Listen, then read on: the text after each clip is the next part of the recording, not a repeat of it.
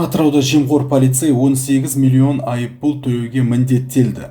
Сот пара беруге, итермелеуге және алаяқтыққа айыпталған Атырау облыстық полиция департаментінің бұрынғы патрульдік полиция қызметкеріне қатысты үкім шығарды. Полиция қызметкері Өзбекстан азаматынан көші-қон қызметі бөлімінен құжаттарын алып беремін деп 600 мың теңге алған.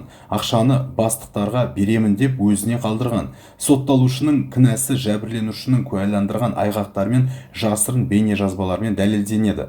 Прокурор сотталушыны 4 жыл мерзімге бас бостандығынан айыруды сұрады. Сотталушы мен қорғаушы тағылған айыппен келіспей, ақтау үкімін шығаруды сұрады. Сот полицейді кінәлі деп танып, өмір бойына мемлекеттік қызметте лауазымды қызмет атқару құқығынан және аға лейтенант шенінен айырып отырып, параның 30 еселеген сомасы 18 миллион теңге айыппұл төлеуге үкім шығарды. Сот соттылығының болмауын жеңілдетілген мән-жайт ретінде қабылданған антты бұзуын жауапкершілікті ауырлататын мән-жай ретінде таныды, деп хабарлады облыстық соттың баспасөз қызметі.